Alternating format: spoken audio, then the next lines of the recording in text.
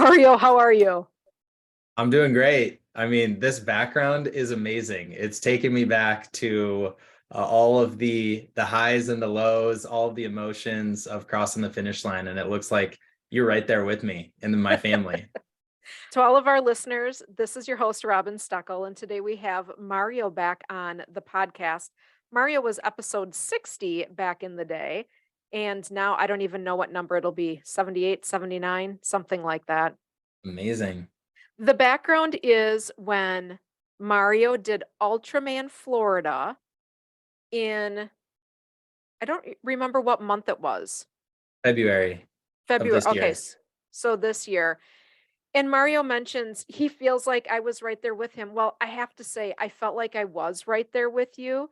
Your wife is probably thinking, who's this Robin who keeps sending me private messages saying, tell Mario I say hi, tell Mario I say hi.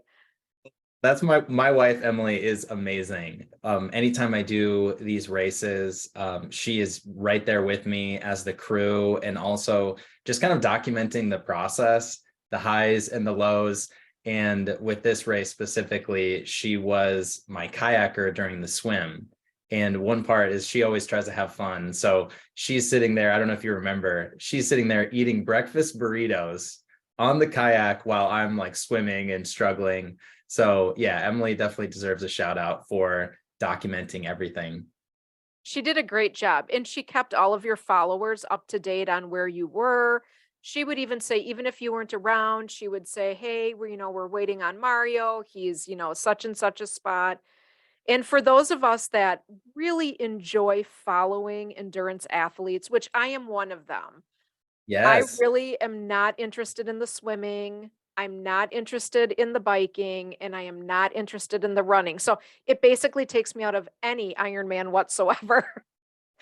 But I do enjoy following people, and it gives me a sense of being, while I'm not there with anybody, but it gives me a sense of trying to cheer people on from afar. And I've asked a couple of people that have done Ironman or any other events, and do you think about us while we're in the background cheering? And most everybody says no. When you're doing an event, you're really not thinking about who's following me or who's cheering me on, or I don't want to let so and so down. The responses that I get is that those people are so into their event, they don't think a thing of it. And I thought, well, that seems kind of weird. Like, here I just take such great pride in cheering all my friends on Yeah. and sending messages. But I will have to say, when I was on the mountain in 2022 at Stratton, I will have to say I 100% understand now. I appreciated all of the messages after the event, but they're Yeah. right. When you're involved and you're in the event, you are not thinking about anything else. Does that follow suit for you too?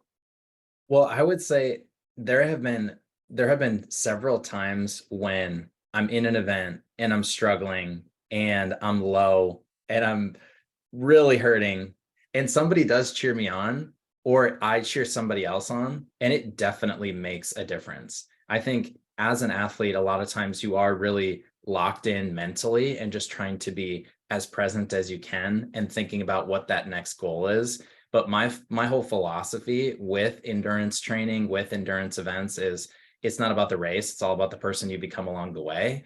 And a huge part of the person you become along the way are those people that are around you. So that's why I've just been super drawn to the types of events where a crew is required. And that's where you have friends and family that are right there with you. That's why I love Everesting because it's something that you don't do alone. So I always, looking back on it, the things that I really appreciate the most are when I'm doing it with somebody that I love, or when somebody is there with me, kind of aligned on that same mission.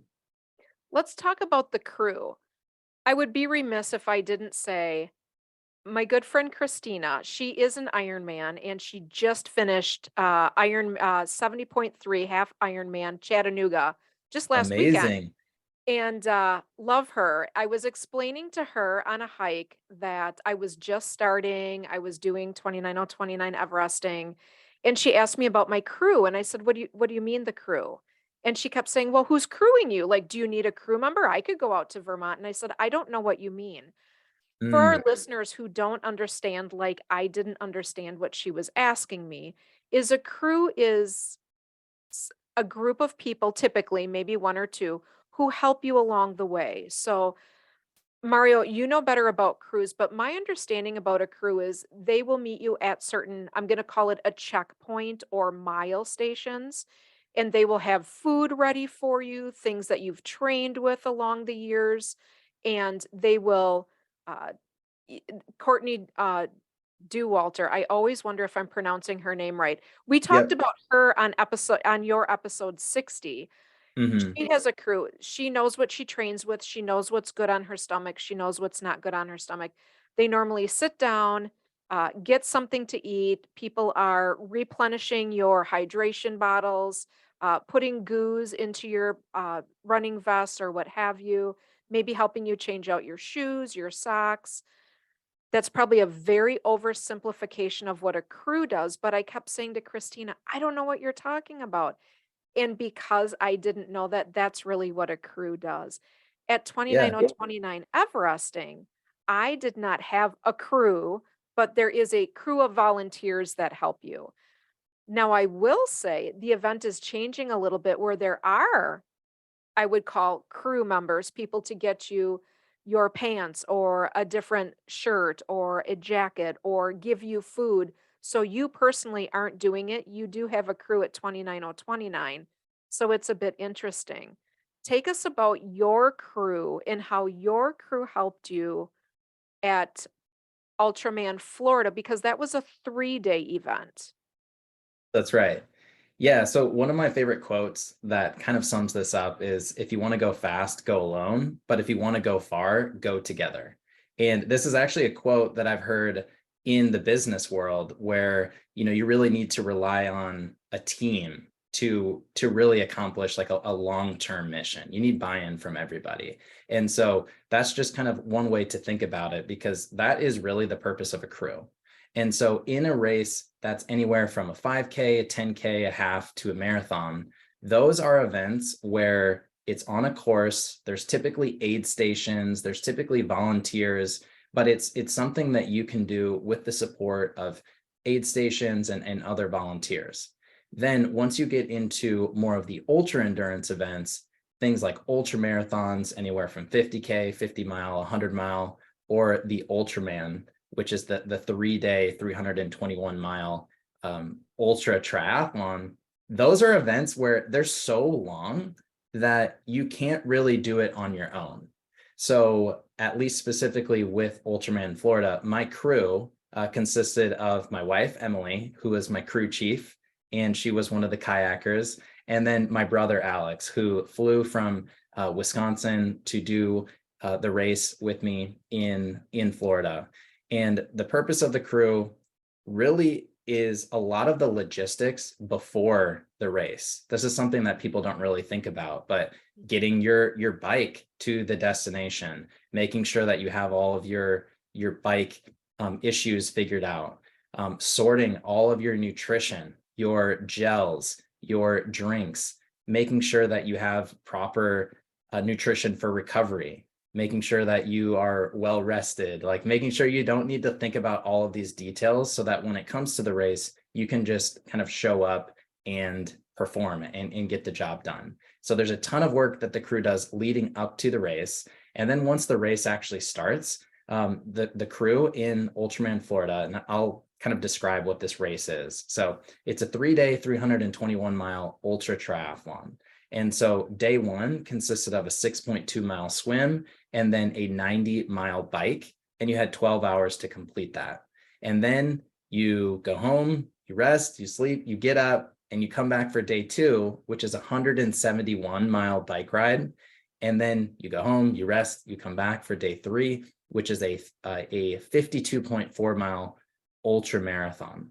And so that is all done over 3 days. So you can imagine if I were trying to do that race by myself, I probably wouldn't be able to do it. Like maybe I would, I don't know. But luckily I had my crew there.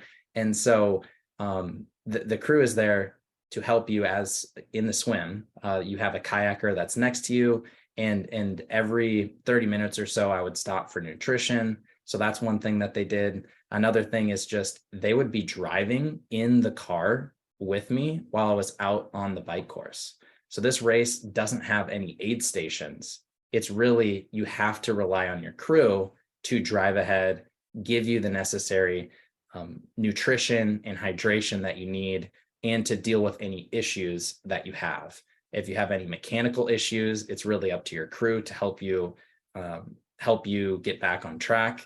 If you get off course, the crew is supposed to like help you get back on course. And then also when it came to the run, my brother was a pacer. And so part of the crew is you can actually pace the runners and you can actually run with them. So the Ultraman event is an event that requires a lot from the crew. And if you were to ask like Emily or my brother how they felt after the Ultraman, they were probably as exhausted as I was because of all of the mental logistics, all of the thought that goes into it. It's really like a full 3 days for the crew as well. I appreciate that, especially for our listeners who are not as involved as you are into this sport. My next foray, I would say, or the next thing that I want to get into is crewing. I would be a beginner crew member to learn how to do some of that stuff. And I will be in Jackson Hole, Wyoming in July, volunteering for Awesome. 29029 Everesting, which is going to be my first taste of what it could be like to help crew somebody. In saying all of this, it would be remiss not to go back in time to talk about some details of how you even prepared for this. And I am going to bring up a quote from one of our favorite people, Mr. James Clear, Atomic Habits. Yes. So his ideas, which this actually segues really well, just because improvements aren't visible doesn't mean they aren't happening. You're not going to see the number change each time you step on the scale. You're not going to finish a chapter each time you sit down to write. Early wins come easy. Lasting wins require a lifestyle. And I have to say, from following you for so long, you have a lifestyle. And I will also segue into your lifestyle has now become your current passion, which I can't wait to talk to you about. Give us a little insight on how you started this lifestyle journey, where you're at today, and where you see yourself going in the future. I love that quote because I love anything that James Clear puts out there. I know we talked about it on the previous podcast, and it's very appropriate because we're recording this on a Thursday, which is my favorite day of the week because he puts out his 321 newsletter. But he, the thought there is directly aligned with my story. So Mhm. my background growing up, I was a three sport athlete, and I always, you know, considered myself to be an athlete in team sports. My dad was a Hall of Fame football coach and a teacher, and he just always taught us to treat sports as almost like a metaphor for life, because they teach you about how to handle success and how to handle failure. And so that was really my upbringing. And then when I got into college, I actually didn't play any team sports, and I felt a little bit lost. And I'm like, I am an athlete, but I'm not really like doing anything. I'm not striving towards any sort of athletic goals. And that's when I first got challenged to a sprint triathlon. It was the summer after I graduated from college, and Emily, her dad, challenged me to a sprint triathlon. And he was in his 50s at the time, and he had this $100 challenge where if anybody beat him in a sprint triathlon, they would get $100. And at the time, I wasn't a swimmer, I didn't own a bike, and I didn't really run for exercise, but I just wanted to participate in kind of this family challenge, and I absolutely loved it. And that was about 10 years ago, and I got hooked on endurance sports. So I started with a sprint triathlon, which is a 500-meter swim, around 10 minutes. Then it's a 15-mile bike, and then after that, it's a 3.1-mile run. So you can see, like, I started with that distance, which is very manageable for a lot of people. And then after a decade, I've built up to be able to take on a challenge like Ultraman Florida, which is 3 days and 321 miles. And that comes back to that quote about James Clear, that the progress, you don't see it every day. But if you consistently have a goal, if you consistently train every single day, over time, you're going to be blown away by the results. And it's likely going to take longer than you would expect, but that is ultimately the power of endurance. That's the power of showing up consistently every single day, because that consistency compounds. And what I have learned is that consistency has compounded in my endurance sports world, but also it has compounded as I've applied those same lessons to my business life and to my entrepreneurial life. And as I've applied that to having the courage to put out my own podcast and consistently publish episodes for about 2.5 years. And so where I'm going kind of with this past decade has really been all about building that consistency and those habits as an endurance athlete. And where I want to go now over the next decade is really apply myself and pursue my calling of helping coach other people to build the inner endurance that they need to successfully pursue their own missions. And so what I do right now is I work with a lot of aspiring entrepreneurs, business leaders, and business owners, and I help them apply the right mindset, the right habits, and the right strategies to ultimately achieve whatever they're trying to achieve. And so it's just been this really powerful story of how endurance has given me this tool and this framework that I can apply to really any goal, and I can now teach that to other people so that they can achieve remarkable results in whatever they want to do. And any success stories that you can tell us about? Maybe not name the person, but some successful coaching scenarios that you've had. Absolutely. Yeah. So a couple of people that come to mind. One of my recent clients is reminded me so much of myself when I was first getting started. Like, and that's my favorite person to coach because it's somebody who is successful at their current job, but they feel a little almost unfulfilled. They feel like something's missing because they know that deep down they're called and they're meant for more. They're meant for something else. And so through our coaching sessions, I was able to help him like understand what he really wanted to do, and that's coaching and podcasting. And so he started his podcast, committed to publishing episodes for the next decade, for the next 10 years. And he is now ranked in the top 10% of podcasts globally. And so that's just one story that kind of comes to mind for me. That's very similar to my own story of somebody who is really like successful in one area but wants to pursue that entrepreneurial calling and that entrepreneurial drive. I love that. Do you have any other success stories about business, getting started in business?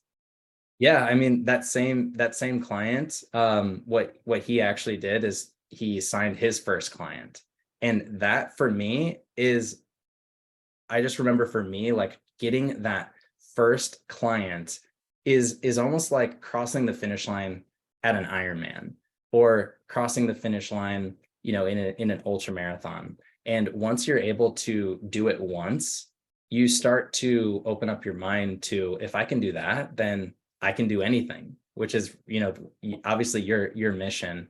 So that's probably the main one that sticks out to me. I love that. Tell us about a time where maybe other clients start hitting roadblocks or they're feeling overwhelmed. I'm going to assume, and please correct me, that some of your clients are working a full-time job, but Mhm. there's a calling for something greater, just as you have already explained. But then I would assume that there would be times where it just becomes overwhelming and they're not hitting that success rate yet, or they're not hitting their first few clients yet. How do you help them persevere with the mindset through those times in order to see the goal at the end? Robin, this is an amazing question because it's such a big thing that I have had to learn and I have had to overcome, and I love helping people through this. So, the first thing that comes to mind is whenever somebody says that they're overwhelmed and they just have so much to do. And that's very common with people that I work with because it's typically I have a full-time job, I have a family, I'm training, and I have this other thing that I'm really excited about, but I have a limited amount of time to work on it. I'm so overwhelmed, I don't have a lot of time. My favorite quote to come back to is overwhelm is a lack of clarity. So when you are overwhelmed, it typically means that you just don't have clarity on what you actually need to do in the given moment or over the next week or over the next month. And so the first thing that we do is we talk about overwhelm is a lack of clarity. Like, what are you actually doing right now? And what do you need to do today? And what can you put off until tomorrow or next week? And it's just a simple exercise, but just writing down like what do I actually need to do today and spending the time to write it down. Once you have clarity on what do I need to do today or what do I need to do next week, then it actually becomes much easier to create a plan to walk through that and to actually execute on that task. And so a lot of times people are overwhelmed because they have all of these ideas of things that they want to do with their business, but the reality is you have limited time and you don't need to do them all at once. And so once you identify what are those things that I need to do now, that becomes very easy to execute.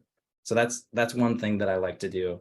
Another thing that I like to help people with is this concept of the gap and the gain. And this is a book that I don't know if you're familiar with it, but it's a I'm book. not at all. No. Tell us a little bit about that. This is a book, it's by Dr. Benjamin Hardy, and I strongly believe that every single entrepreneur or aspiring entrepreneur should read this book to understand this concept because it's been transformational for me. And Okay. so every single time when you are thinking about a goal that you have, let's say it's something with your podcast or with your business, you typically have an ideal. This is like a target of if everything went perfectly amazing as you would like. And that is the ideal. And then you have the reality, which is typically below that.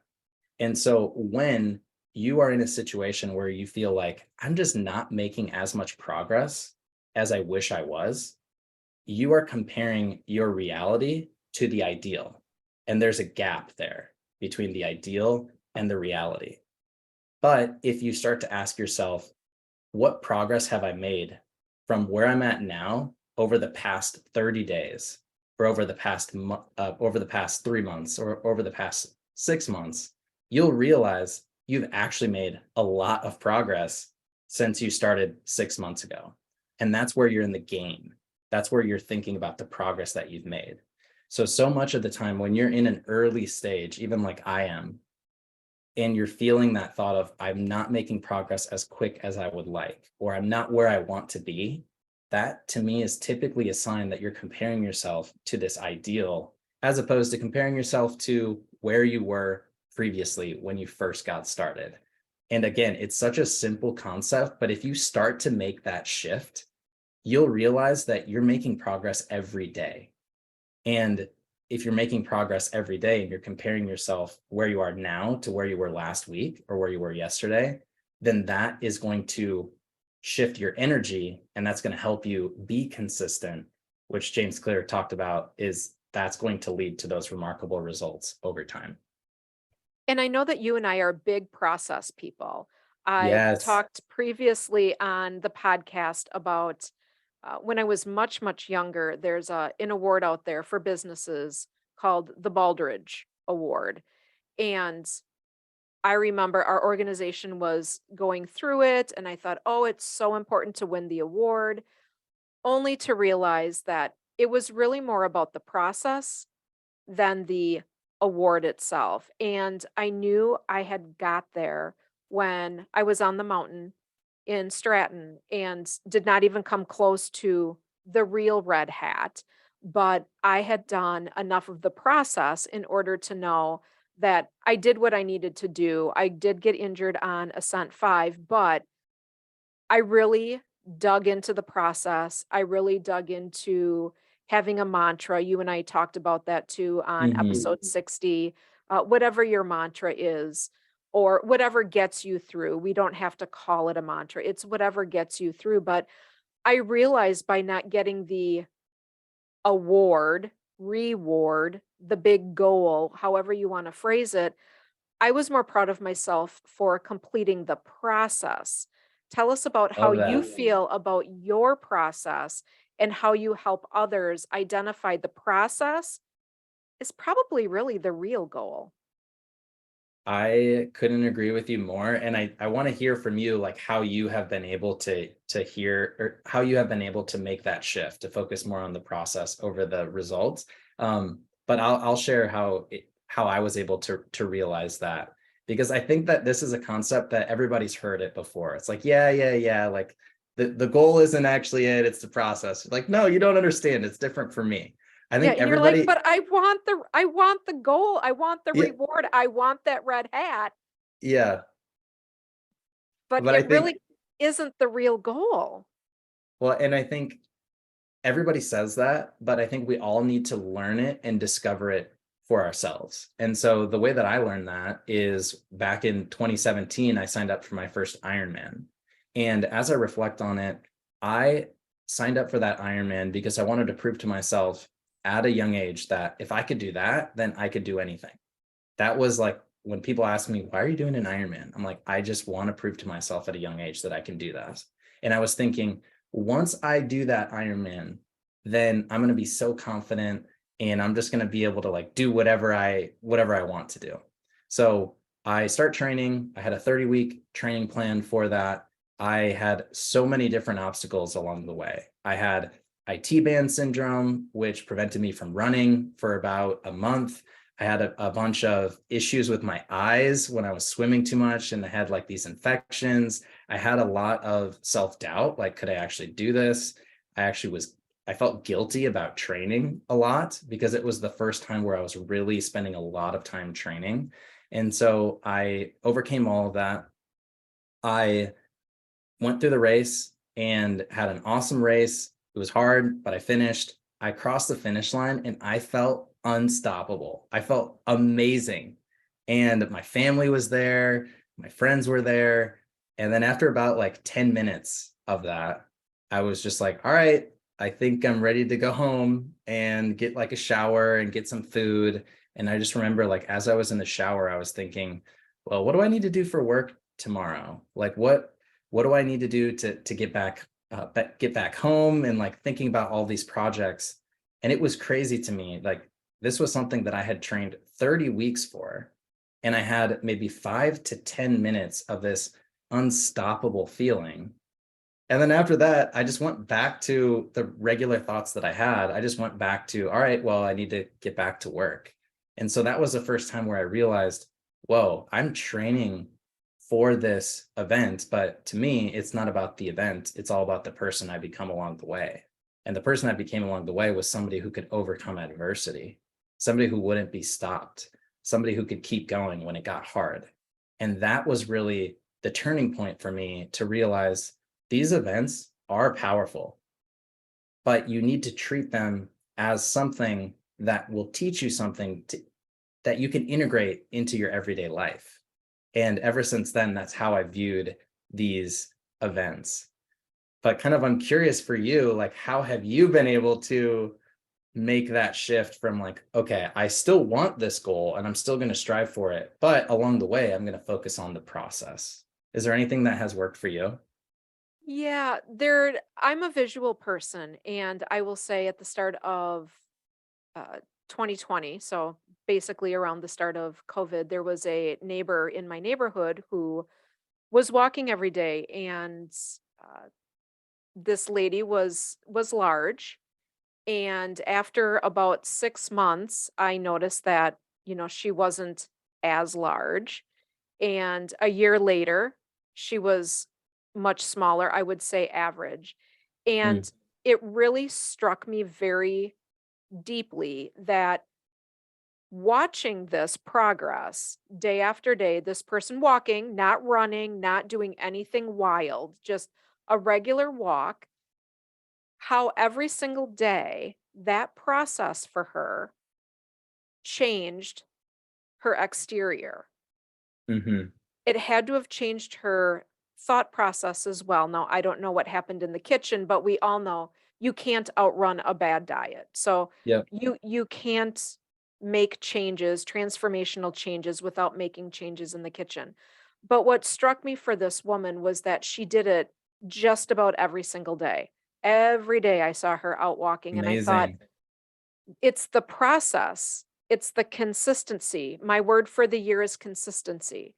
I It's love in that. it a lot of that is based on her. It's the consistency that she did the same thing day after day after day. So for her, she probably didn't see a big change a week, 2 weeks, 3 weeks, but as an outside person, I could see that huge transformation, which really did help me with my 20-week training of now you can't give up because it takes consistency in doing this over and over and over again. Are you bored?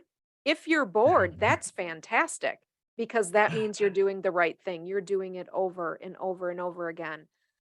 I also thought that I had a really strong mindset, and I do in several areas. However, having a strong mindset in certain areas does not mean that you have it in all areas. So really Oh, wow. on the mountain when I was struggling on Ascent 5 or at any time as I am wildly out of shape and wildly not doing well on the mountain, I thought, wow, you have 0, and I always use the grades, kindergarten, grade school, middle school, high school, college is my line of reference. And my line of reference was, for the most part, you're probably high school, college level mindset. I normally solve problems, get through things, and just move on. When it came to this endurance event, I thought, oh goodness, you are kindergarten, grade school. Like, you aren't doing anything to help yourself. So, how are you going to help yourself get through this next 50 steps? And I truly had to break it down little baby steps by little baby steps. Mhm. Thank goodness for Coach Brent, who said, Robin, just take 50 steps and stop. Take 50 more steps and stop.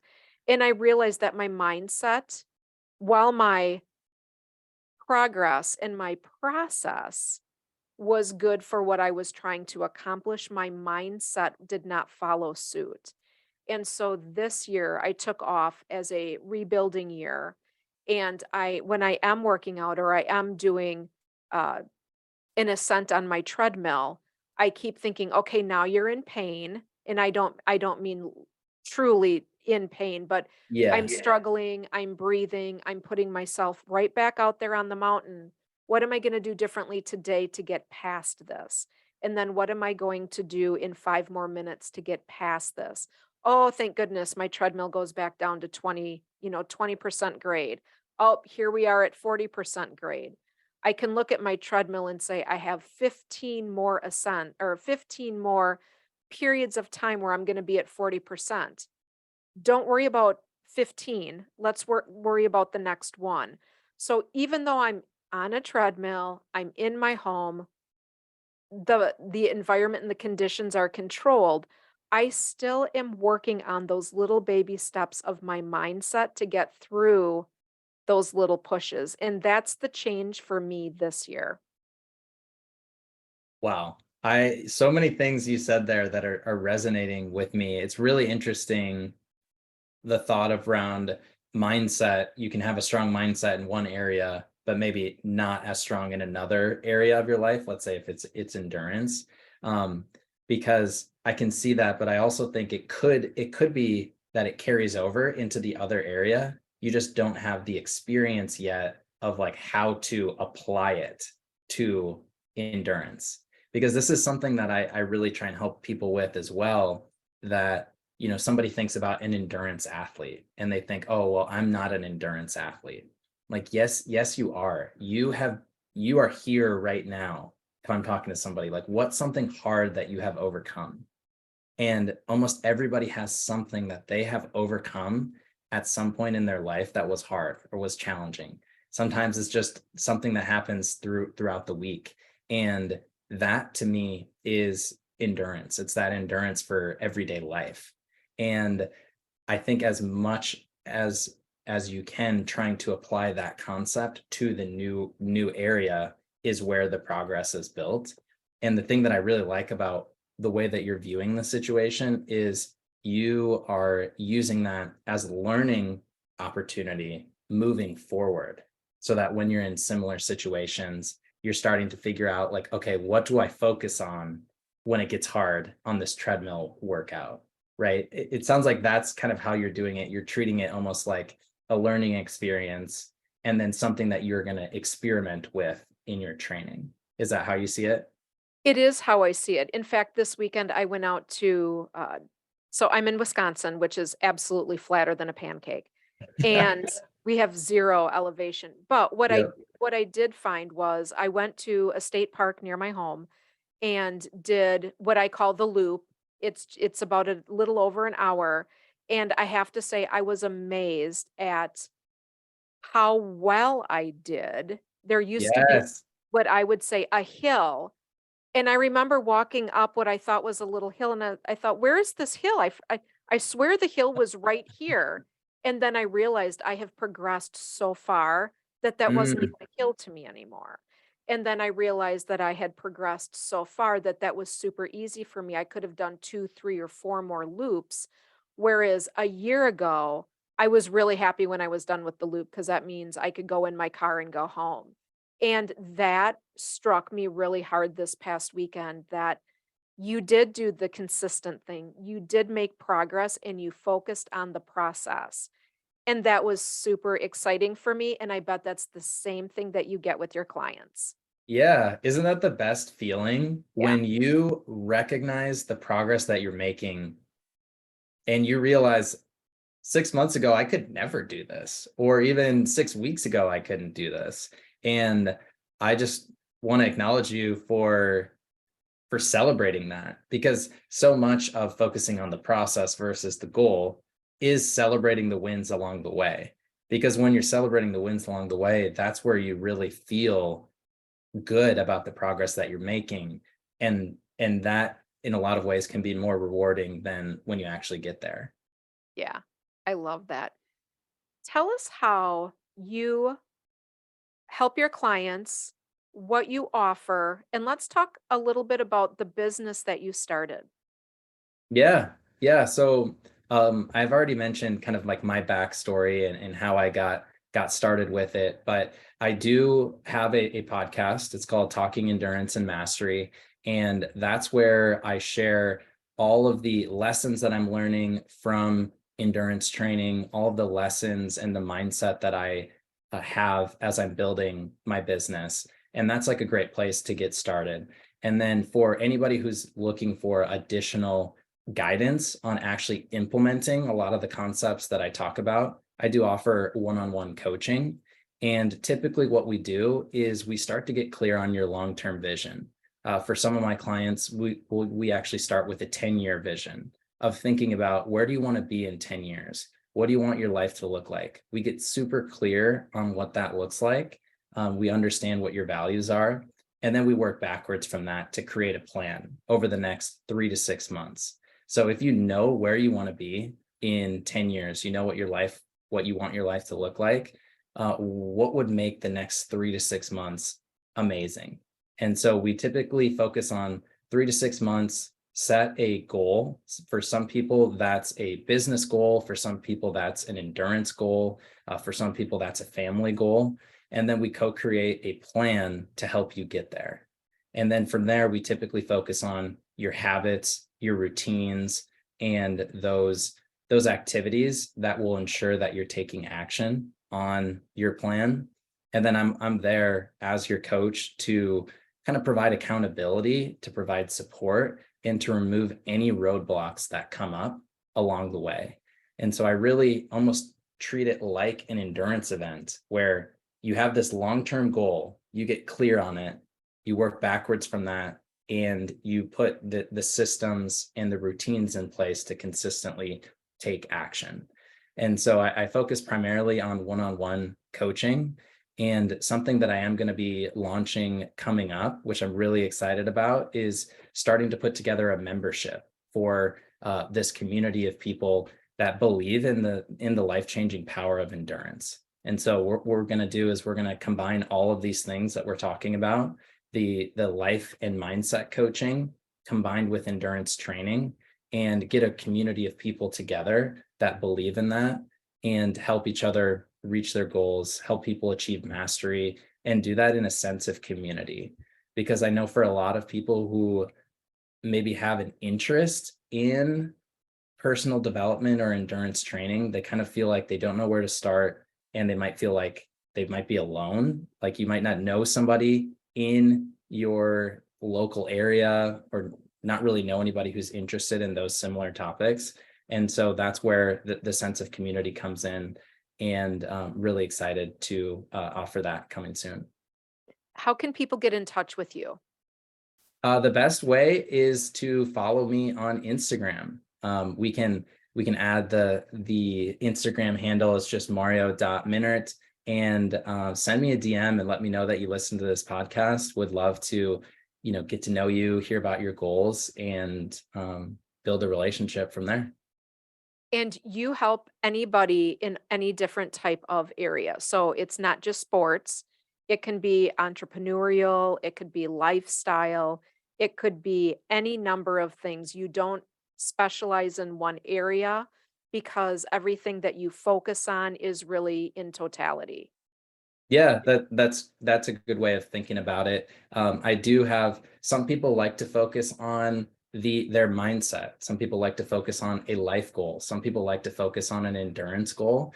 And at this point, I like the different challenges, and I like helping people achieve those goals and help them become the best version of themselves. And that's exactly right. That's awesome. I'm going to flip the switch just a little bit before we end. Tell us, while we are at the end of May in 2023, I want to know what the rest of your 2023 goals are. Hey, let's go. I'm I putting love you on that. the spot, Mario. Yeah, so we'll start with the endurance goals because those are the easiest ones to mention. So I have my newest challenges that I'm getting into. They're called last runner standing events. And so I every time I do an event, I start to think about what do I enjoy doing and what do I want to experiment or try next. And I've never done a last runner standing event. So I'm going to be doing the Mid-State Mile in June in Tennessee. And then I'll be doing the Last Man Standing Ultra, which is in Maine in September. And so these are events where the Mid-State Mile, you do a 1 mile loop. It's got 340 feet of elevation gain, and you have 20 minutes to do that. And you basically do that until there's only one runner that's left. And I think there's around 150 to 200 runners that are doing that event. And the last man standing is slightly different length, but a similar format. So that's the endurance goal. In terms of a business goal, I'm very close to actually being able to go full time on my business. This is something that I have been working on for the past 3 years. I've been part time. So I will be going full time actually in the next 2 weeks. So having all of my time be able to be dedicated to my podcast and to my business and to my coaching clients is something that is just I'm just so excited about to be able to like fully step into that. And then I would say from a family side, it's just trying to enjoy the moments every single day. I've got two little girls, a 3-year-old named Ellie and a 1-year-old named Ruby, and obviously love spending time with my wife. So we will have some travel adventures and really just focus on enjoying the everyday moments. I think that's amazing. And I absolutely enjoy following you. I enjoy our DMs. I feel Yeah, like I am a part of your family. you are. I have to say, when you posted around the Christmas New Year time, I thought, well, that's really weird. I wonder why Mario didn't invite me over. And then I thought, wait a minute. I am thinking like I am way more into your life than you realize that I think that I'm into your life, which is actually a real phenomenon of people that follow each other who have never met in life. You really feel like you're a part of this person's family, or you really feel like you know this person because you follow them on Instagram or Facebook or so the phenomenon is true. It is real. And I was like, "Wait a minute, you've never even met Mario, even though I feel like I know you so well." I feel the same way. And it's like, I think that's one of the cool things about social media. And I've had to like learn this because part of me is focused on the negative. You hear a lot in the media about the negative side effects of social media, but the positives are when you create content, if that's a podcast or you put it out there on Instagram, you attract a lot of like-minded people. And so I feel the same way about you with just all of our connections with Wisconsin, with Everesting, with podcasts. It's like I feel like I already know you, and so I know that when we meet in person, if that's at an Everesting event or in Wisconsin, it's going to click. So I feel the same way about you. Awesome. Anything that you would like our listeners to know before we end today? Well, Robin, I just want to say thank you so much for having me on. I just remember when we first talked about the podcast, I love the title because I 100% believe in that everybody deserves kind of that feeling of being unstoppable, and everybody should feel like I can do anything. And so that's really what I try and do with my podcast, with my coaching, and with my content is help people become unstoppable, help people realize that they're more capable than they think. And so I just want to encourage you to keep going with the podcast. I love the mission and I love you asked some great questions today. So keep it up. I think you're doing awesome. Thank you. To all of our listeners, stay awesome and keep reaching for your anything.